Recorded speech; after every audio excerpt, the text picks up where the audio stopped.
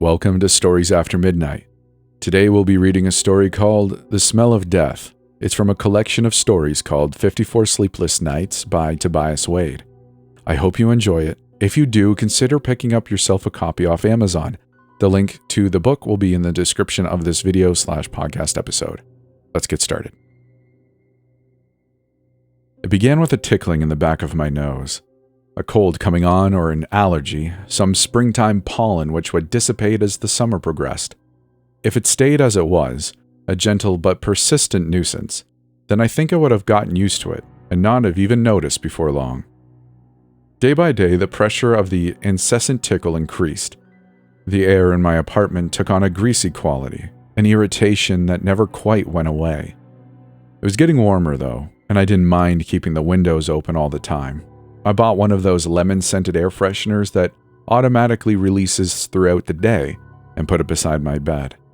The next week, I bought 2 more for my living room and the kitchen. But the malodorous intrusion would always find a way through anyway. Rotten eggs, burning sulfur, noxious and nauseating. My nose and eyes were softly burning all the time, and it made working from home an absolute nightmare. There was no real escape though, because the smell had so thoroughly permeated my small place that it began to linger on me wherever I went. I started taking 2 showers a day, practically bathing in cologne every time I went out. My building manager told me that sometimes rats will crawl into the air ducts and get caught and die in there. Sometimes there's no way to get them out though, and you just have to wait for them to rot and fade away. I kept calling him to remind him to send someone to look into it, but he was evasive and kept insisting he would have smelled it too if it was as bad as I say. Like fermented fish in a gasoline soup, I told him, and getting worse all the time. I threatened to end my lease early if it didn't get fixed, and then he started accusing me of making it up just to get out of paying rent. I was so angry when I got off the phone, I immediately started calling my neighbors in the surrounding apartments. The manager might be able to ignore me, but he couldn't ignore all of us if we complained together. I was shocked when one person after the next told me they didn't smell it though. I gradually realized the smell must really be confined to my room, which seemed like remarkably lousy luck. I searched the place from top to bottom, opening every cupboard, shining a light into the AC vents, moving the furniture around to look beneath, but never found a single clue. I must have been breathing heavier from the exertion and frustration, because the scent was becoming suffocating. It was like my face was buried in a dead animal, with blood and decay matter dribbling into my mouth and down my throat with every inhalation. That's when I began to think my manager might have been right, and that it was all in my head after all. Desperate and exhausted, I decided to go to the doctor to get my nose checked.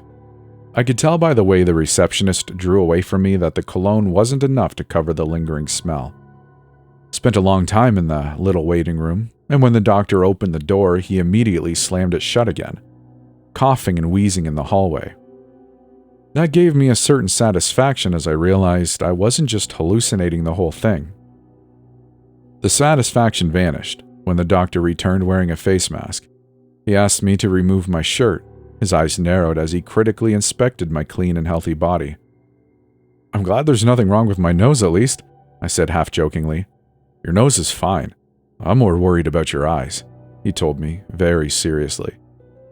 I started to tell him my eyes were fine, but caught my breath at the sharp sting of him picking at my stomach with a gloved hand. I watched in disgust as a flap of my skin easily peeled away, crumbling into dust like a decaying log. The brain can sometimes suppress knowledge that is too traumatic to deal with, but I've never heard of the visual system doing the same. How long did you say your skin has been rotting off?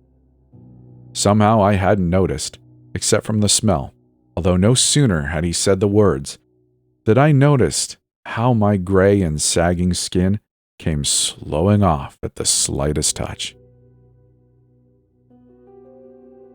That's the end of this short story. I really hope you enjoyed it. If you did, let me know in the comments with a like or a how do you do. A huge shout out to my patrons once again for helping make this episode possible. If you'd like to, I'll make this real quick. Come join our Discord, come say hi and hang out and let us know what you're up to. With all that said, we'll see you in the next one.